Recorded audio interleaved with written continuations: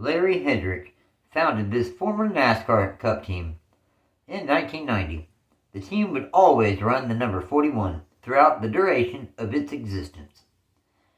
The first ever Cup Series race that Larry Hedrick Motorsports ever ran was the 1990 Bud 500 from Bristol Motor Speedway. Although Larry Pearson made 4 starts for Hedrick in that 1990 season, never finishing outside the top 20. Next up was the 1991 Cup Series season, and the team was able to land a couple corporate sponsors, both Kellogg's and, well, at least for 1 or 2 races, Jasper, though the team still ran a limited schedule. Jeffrey Ellis also left the team's first crew chief, being replaced by Robert Harrington. The team also moved their shop to Harrington's Kannapolis shop, and the team also kept Larry Pearson behind the wheel, attempting 14 races, qualifying for 11 of them. His best finish was 14th in the season finale in Atlanta. Then in 1992, Larry Hedrick Motorsports decided to run full-time for the first time ever. The team also parted ways with both Pearson and Harrington. LHM brought in Greg Sachs as their first full-time driver, Harry Hyde as their team manager, and Dennis Conner as the team's crew chief. The team also moved to Larry Hedrick's Statesville Auto Auction facility. And it was about 80 acres, and it was his. So they signed Greg Sachs on to drive, like we said. And, that was full-time, but really, that didn't even last full-time. Because at the conclusion of race 19 in Michigan, Sachs was out of the car. Now, for the duration of Sachs's run in the number 41, his best finish was 11th, the first race of the season in Pocono. Dave Marcus came over from his number 71 car. He went ahead and put Jay Sauter in to replace him in his absence. He made 7 starts, with a best finish of 18th in Darlington. Sachs made 1 more start for the team in 92 in Rockingham, finishing 33rd. Hud Strickland made the final 2 starts in 92. The best finish was 15th in Phoenix. At the final race of the season, the team ran a Ford, as the team was running only Chevys up to that point. Now, for 1993, the team decided to switch back to Chevys full-time. They also picked up Manhattan Auctions as a primary sponsor.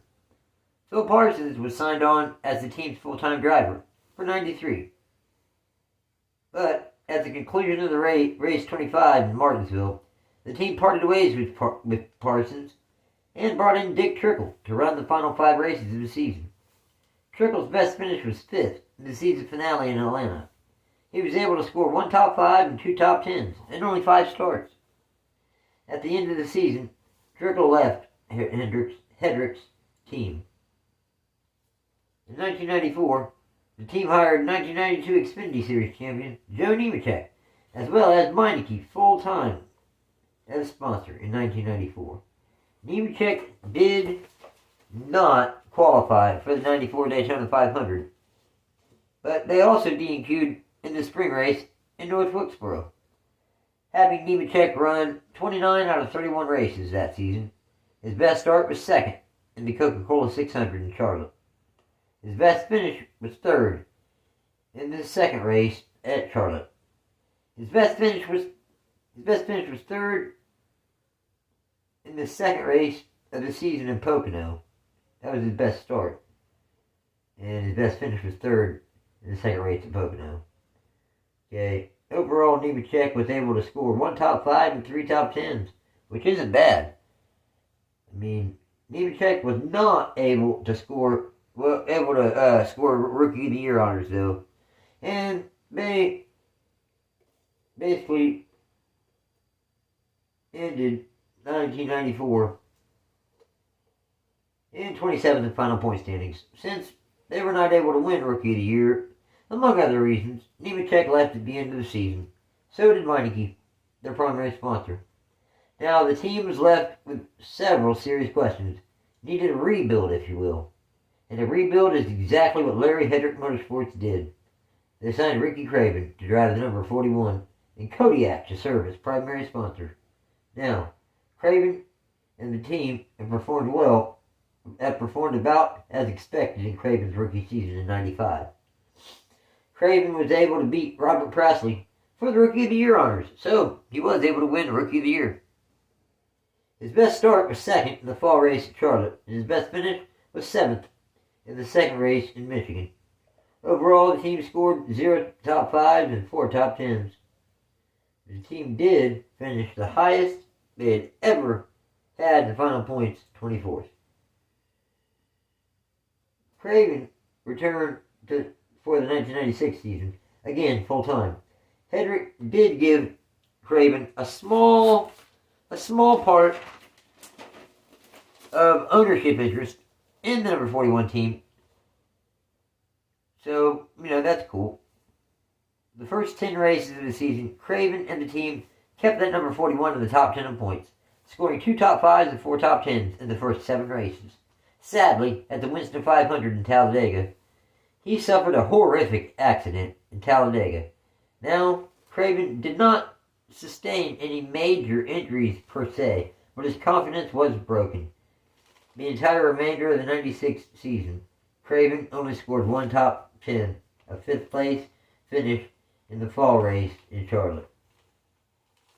But his best start was first twice at Loudon and Martinsville. His best finish was third twice in Darlington and Rockingham.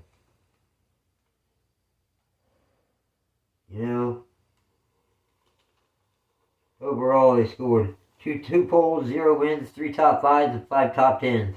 And they ended the season 20th in final points. At the end of the season, Craven left to drive for Rick Hendrick. The team ended up signing Xfinity Series standout Steve Grissom. The Kodiak number 41 Chevy was able to qualify on the outside pole for the Daytona 500 in 1997. Kodiak stayed with Hedrick as the primary sponsor of the number 41 Chevy. The team ended up signing Steve Grissom full-time. The team qualified for all but one of the races, the spring race in Darlington. His best start was second in the Daytona 500. His best finish was fourth twice at both races in Loudon in '97. Overall, they scored 0 poles, 0 wins, 3 top 5s, and 6 top 10s. Grissom also ended the season in 21st in point standings. The team and Grissom did try to build on the minimal success they found in '97. The team ended up parting ways.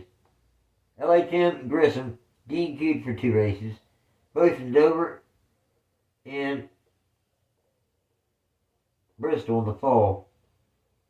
The best start was 15th in the second race in Loudon. His best finish was 10th twice in Texas and Sonoma. Grissom was released following the fall race in Bristol. The team asked Rick Wilson to attempt Talladega and Daytona, DQing for both. David Green qualified for 4 out of the 5 races, and he had the opportunity to run,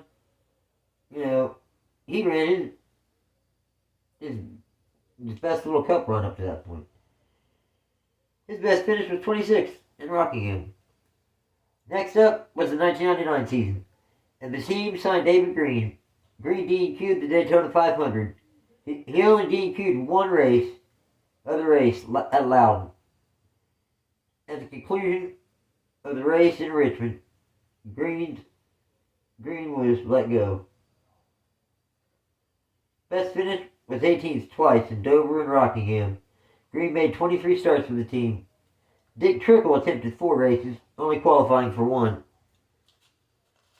The fall race in Charlotte,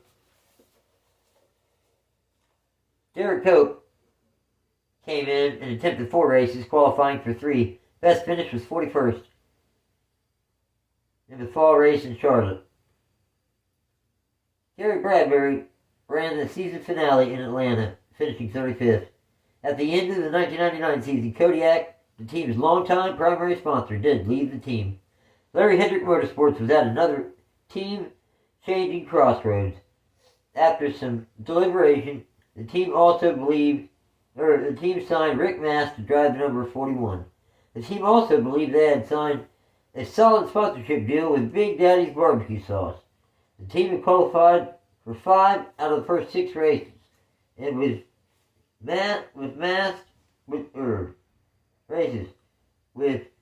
most Mast behind the wheel and Big Daddy on the car. His best start was 25th and his best finish was 21st, both coming in Atlanta in the spring. Mast left after the spring Bristol race to drive the number 14 Conseco Pontiac for A.J. Foyt. Gary Bradbury came in and attempted 3 races for the team. He qualified for 2, with his best finish of 33rd in Martinsville. This ended up being the team's final Cup Series race.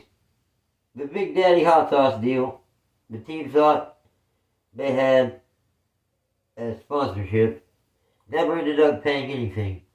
The Big Daddy's barbecue company gave Hedrick 11 million shares of stock in the company.